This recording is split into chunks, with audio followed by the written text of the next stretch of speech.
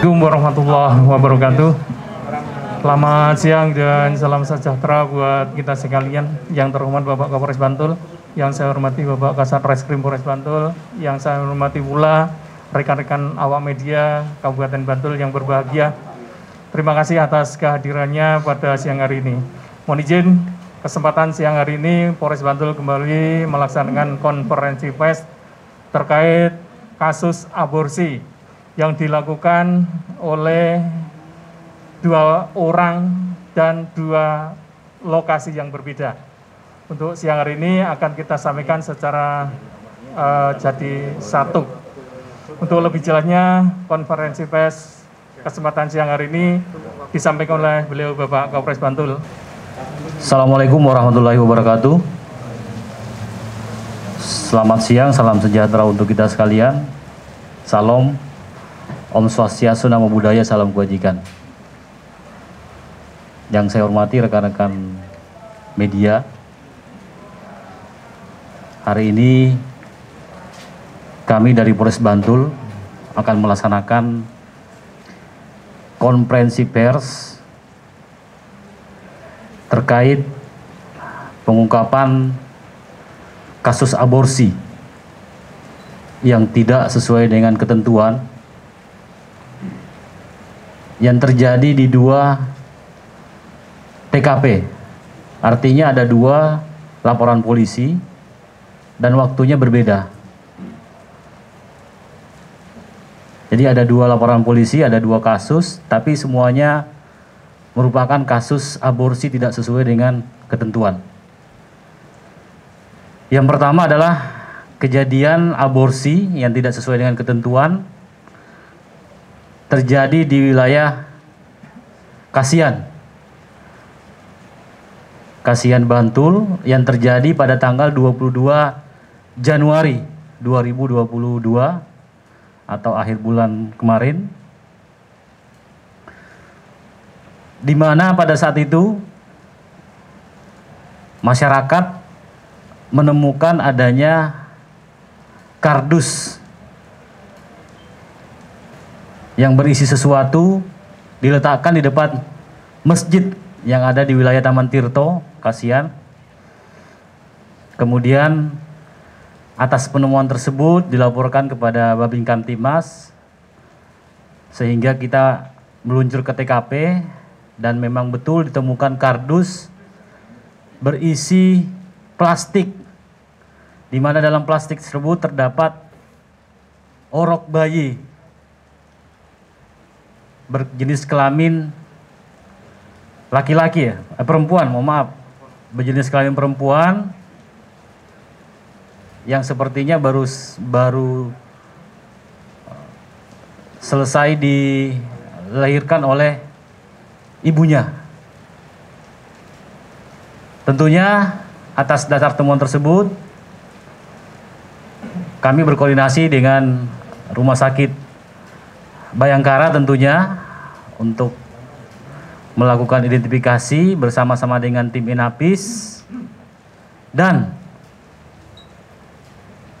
kami perintahkan kepada Kasat Reskrim untuk melakukan penyelidikan terhadap penemuan orok bayi tersebut. Dan sekitar jam 23.00, jadi penemuan mayatnya itu sekitar jam 20 atau jam 8 malam, jam 23.00 atau 3 jam setelah kejadian penemuan orok tersebut, kami dapat mengamankan diduga pelaku ataupun ibu dari bayi tersebut. Kami amankan di salah satu tempat kos yang ada di wilayah Taman Tirto Kasihan, yang bersangkutan dalam kondisi lemah karena tadi habis melahirkan tersebut, sehingga kami bawa yang bersangkutan ke Rumah Sakit PKU Muhammadiyah untuk dilakukan perawatan, sehingga selanjutnya apabila sudah sembuh dapat kita lakukan pemeriksaan. Nah, pada saat di TKP tersebut, pada saat di tempat kos tersebut, di situ juga anggota menemukan beberapa barang bukti yang sudah kami sita dan ada di depan. Salah satunya adalah ada bekas bungkus obat yang dalam perjalanannya berdasarkan hasil pemeriksaan, obat itulah yang dikonsumsi oleh diduga pelaku tersebut. Selanjutnya, setelah yang bersangkutan dinyatakan pulih dan sembuh, sehingga pihak rumah sakit membolehkan untuk dilakukan pemeriksaan, kami lakukan pemeriksaan bertahap, dan yang bersangkutan mengakui perbuatannya, dan selanjutnya kita tetapkan sebagai tersangka. Adapun tersangka yang kami tetapkan untuk di TKP pertama, yakni di wilayah Kasihan, adalah Saudari AU, 21 tahun. Kemudian untuk alamat KTP alamat KTP di wilayah Murung Raya, wilayah Kalimantan Tengah. Kemudian pekerjaan mahasiswa, untuk alamat domisili sini di wilayah Taman Tirto Kasihan. Jadi masih status sebagai mahasiswi di salah satu perguruan tinggi di wilayah Jogja. Dari kasus TKP pertama ini kami mengamankan beberapa barang bukti yang bisa dilihat di depan kami. Cukup banyak tentunya, yang semuanya terkait dengan perbuatan aborsi tersebut. Yang bersangkutan saat ini sudah kita tahan di Rutan Polres Bantul, untuk tentunya kita akan lakukan pengembangan dan sebagainya sebagai bagian daripada melengkapi berkas perkara. Itu untuk TKP pertama. Kemudian TKP kedua atau laporan polisi kedua, ini adalah kasus terbaru yang mungkin juga rekan-rekan media juga monitor. Kegiatan otopsi kemarin di wilayah Jetis cukup menyita perhatian masyarakat, sehingga hari ini kami sampaikan hasil konferensi persnya terkait pelaksanaan otopsi tersebut. Dapat kami sampaikan untuk kasus kedua, ini berawal dari adanya penemuan sebuah makam di wilayah Makam Ngasem, wilayah Dusun Canden Jetis, tepatnya pada tanggal 11 Februari 2022. Jadi masyarakat menemukan makam yang aneh. Kemudian selanjutnya 2 hari setelah itu, tepatnya hari Minggu tanggal 13 Februari, masyarakat mengamankan 2 orang yang sedang mengunjungi atau berziarah ke makam tersebut. Setelah diamankan, kemudian kami arahkan untuk dibawa ke Polsek, dan diamankan di Polsek. Selanjutnya dilakukan pemeriksaan oleh Polsek, dibantu dari Polres tentunya, karena kamu langsung perintahkan untuk membackup. Dari hasil pemeriksaan tersebut, yang bersangkutan mengakui bahwa memang makam tersebut adalah berisi bayi ataupun hasil hubungan gelap dengan pacarnya, dan dimakamkan di tempat tersebut. Tentunya pengakuan ini tidak serta-merta kita akui, sehingga kami berkoordinasi dengan dari Rumah Sakit Bayangkara untuk melakukan otopsi. Itulah yang dilaksanakan kemarin, dan hasilnya pun memang betul ada bayi yang memang sudah kondisi tidak hidup, kemudian diduga karena diberikan obat yang berlebih sehingga menimbulkan kematian. Dan ini pun identik dengan ibu dari korban tersebut. Sehingga dari hasil pemeriksaan saksi-saksi, kemudian diduga pelaku termasuk hasil otopsi, kami punya keyakinan dan telah menetapkan ibu ataupun pelaku yang diamankan di makam tersebut sebagai tersangka dan sudah juga kami lakukan penahanan. Untuk identitas dari TKP kedua atau TKP yang ada di wilayah Jetis adalah saudari ASF, umur 18 tahun, kemudian baru tamat SMA ya, baru tamat SMA, untuk domisili di wilayah Imogiri. Kemudian kami juga menyita barang bukti, ada juga di depan kami ini, nanti kami tunjukkan. Hampir sama barang buktinya, dan modusnya pun hampir sama. Yakni dua-duanya menggugurkan kandungannya dengan menggunakan obat yang dibeli secara online atau sistem COD di salah satu layanan online. Membeli, kemudian setelah membeli memakan dalam jumlah yang cukup banyak. Untuk pengakuan sendiri di TKP kedua ini memakan sebanyak 16 pil dalam satu hari.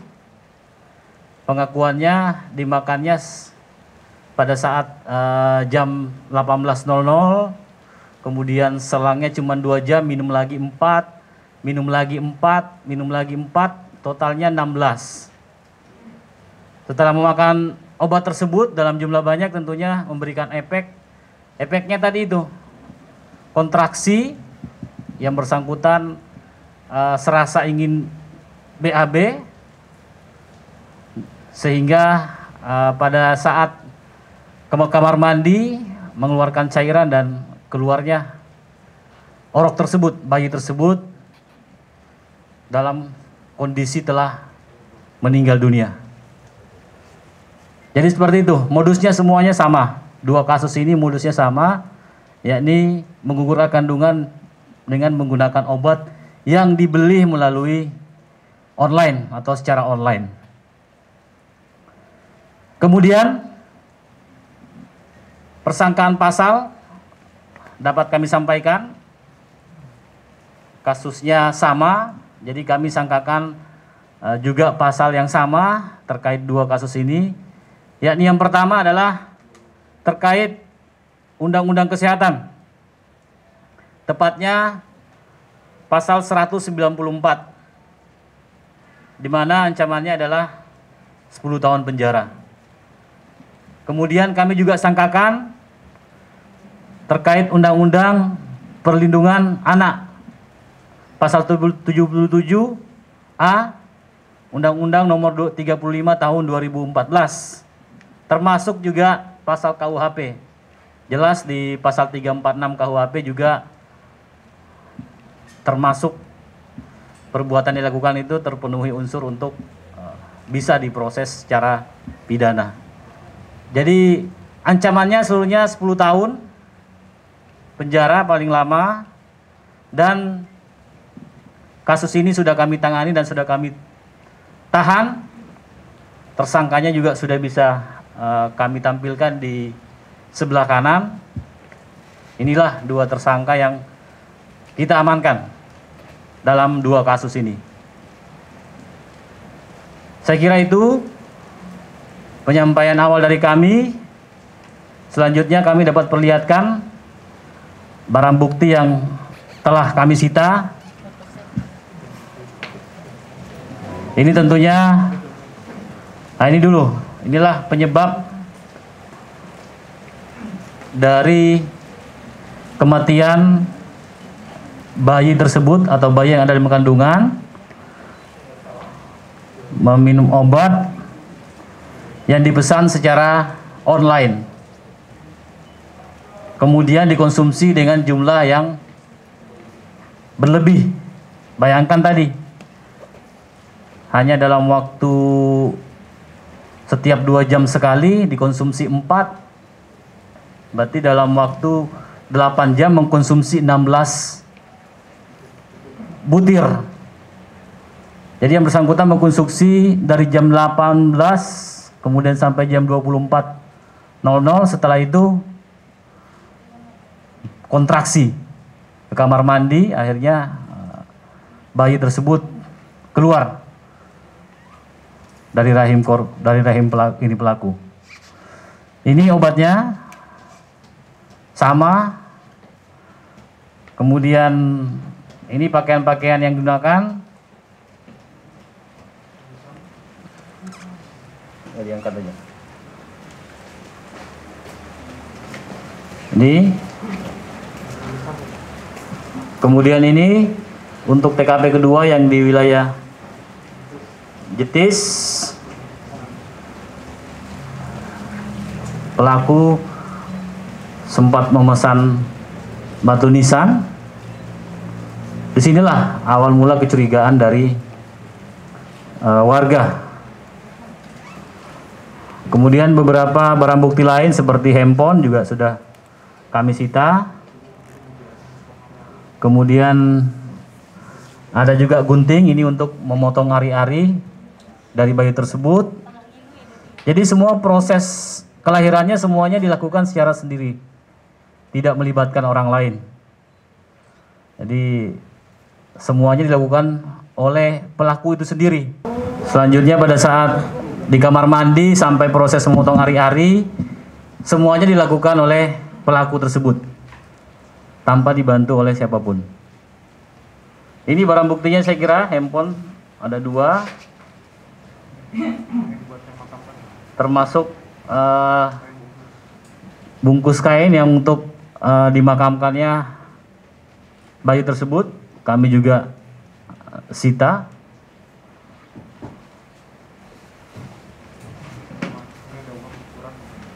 Nah ini juga ada TKP pertama ini.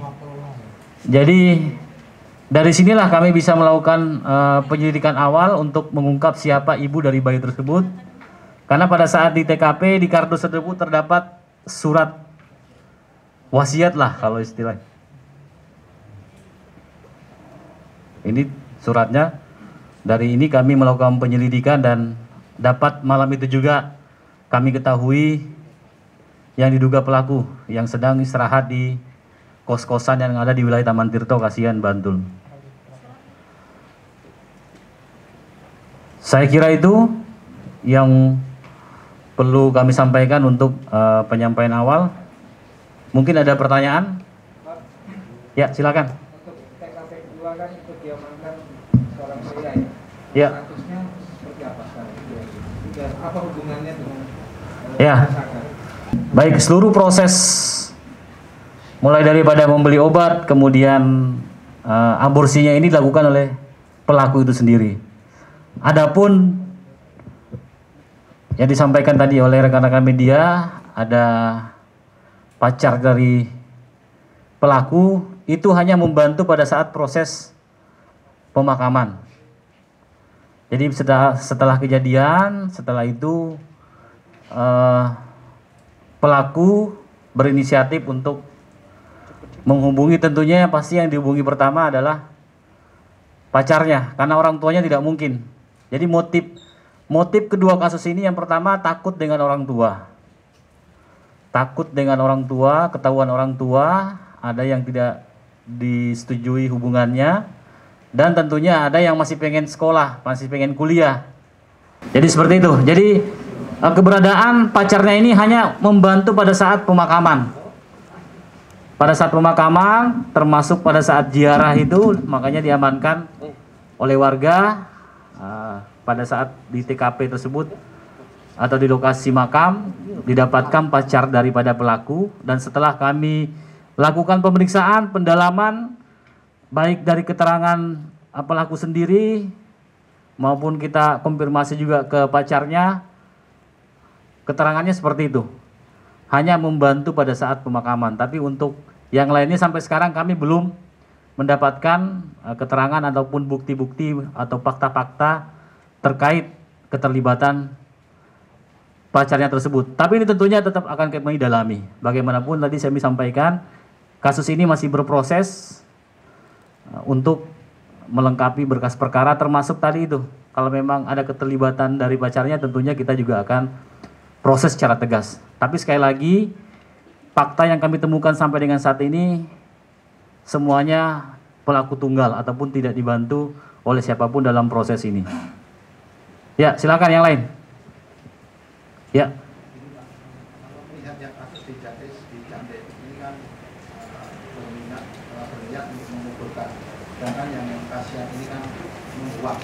Itu apakah hukumnya sama atau seperti apa? Ya, tentunya kita tidak melihat ke situ ya.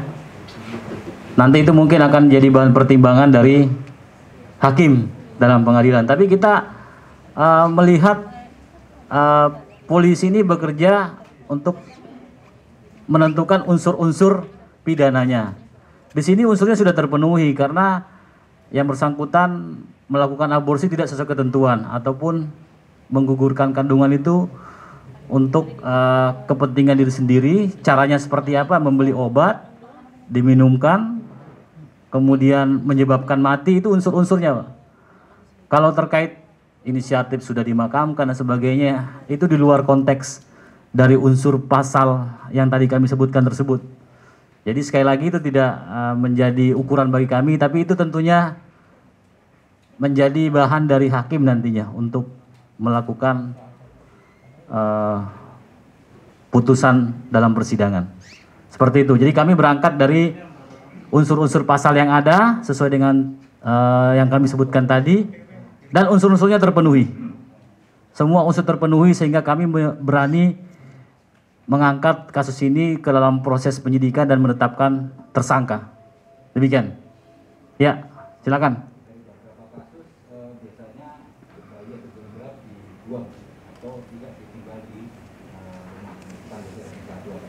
Ya. Dimakamkan di mahkamah. Ini dari hasil pemeriksaan mereka melihatkan kenapa dimakamkan di mahkamah. Ya. Jadi nanti kita tanya langsung ya ke yang bersangkutan, tapi intinya fokus kami tadi, pertanyaan kami lebih ke unsur-unsur tadi itu. Perbuatannya telah melakukan aborsi tidak sesuai dengan ketentuan. Ya, seperti itu. Dimakamkan itu apakah dia waktu malam-malam atau seperti apa sehingga warga nggak tahu ada proses pemakaman itu? Jadi proses pemakamannya menurut keterangan dari pelaku dilaksanakan siang hari. Mungkin dari situlah mungkin ada yang melihat mulai curiga, kemudian setelah pergi, kemudian warga mendekati makam tersebut, disitulah muncul kecurigaan. Dari situlah berawal mungkin ada melihat proses, kok ada yang memakamkan ini seperti ini. Karena curiga tersebut akhirnya melaporlah ke Polsek Jetis, sehingga Polsek Jetis menyarankan ke masyarakat, tunggu saja, siapa tahu nanti ada yang nyekar atau ziarah.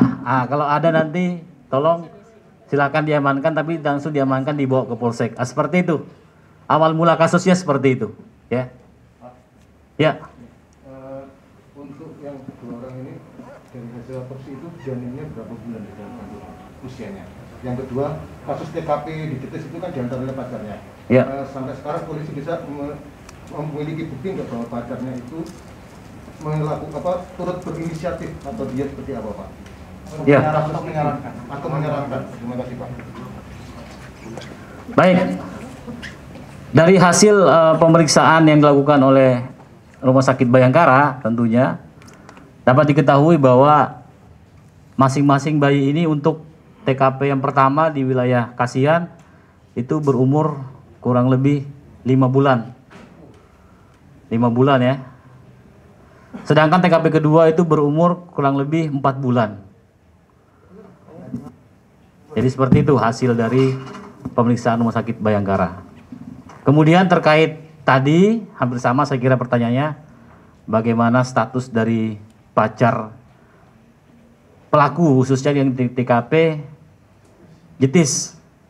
Jadi sampai dengan saat ini kan masih berproses, kan kasusnya baru kemarin ya.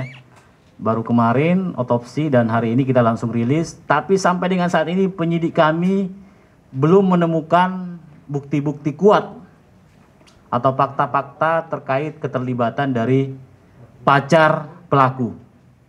Memang yang bersangkutan ikut mengantar untuk menguburkan dan berziarah. Tapi kan sekali lagi itu berbeda dengan perbuatan pidana yang kita sangkakan. Sehingga kami belum cukup bukti untuk menetapkan ataupun melaksanakan persangkaan terhadap pacarnya tersebut. Kalau yang kasihan untuk pacarnya sama mahasiswa atau bertobat?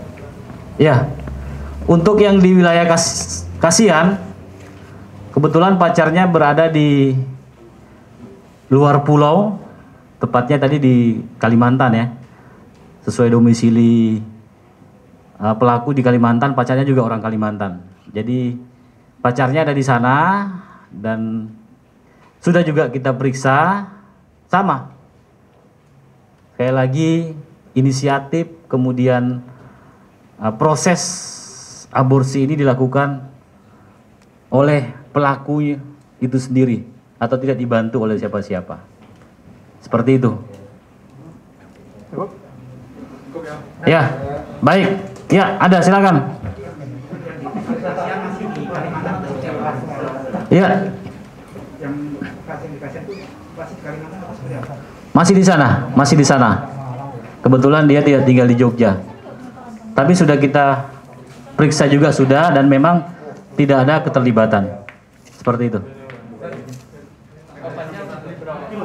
Ya. Nah, ini bervariasi, obatnya bervariasi nih harganya. Sekitar 189.000 nih.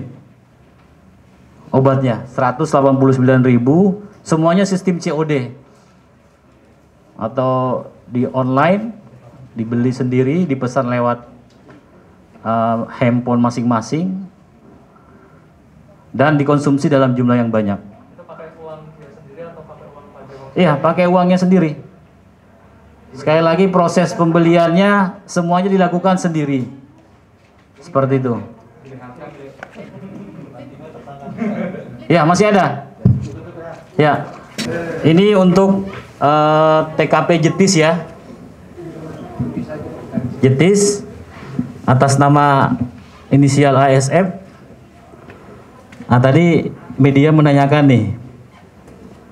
Biasanya kan aborsi itu langsung dibuang ya. Ini kan ada niat untuk memakamkan, kemudian membuat batu nisan. Apa ini motifnya, Dek?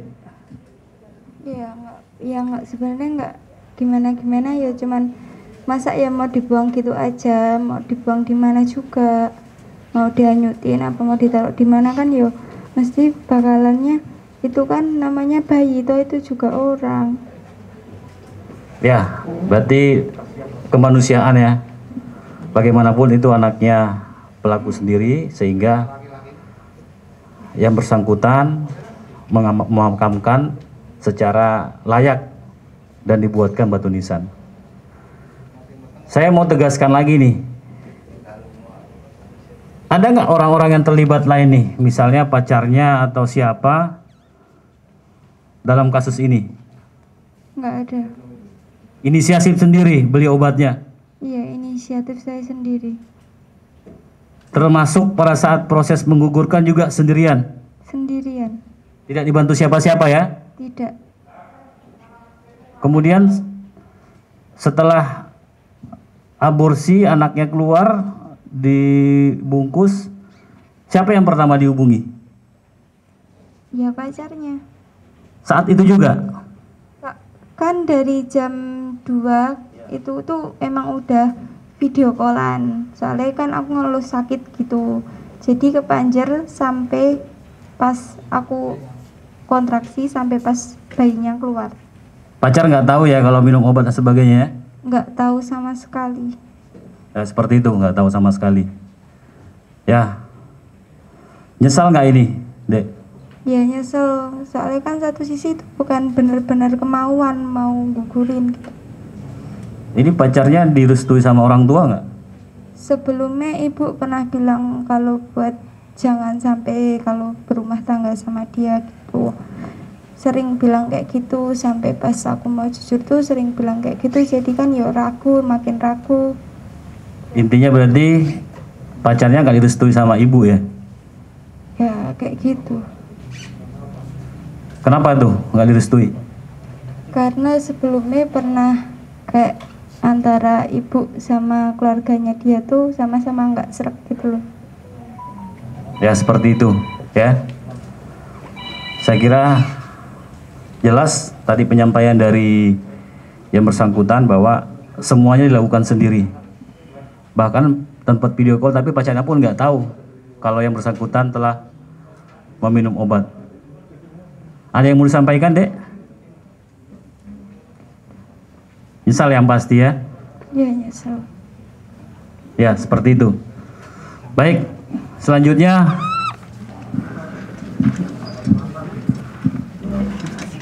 ini inisial AU ya? Iya. Baik. Sama tadi pertanyaan saya, inisiatif untuk menggugurkan bayinya ini dari siapa? Sendiri. Sendirian ya? Alasannya?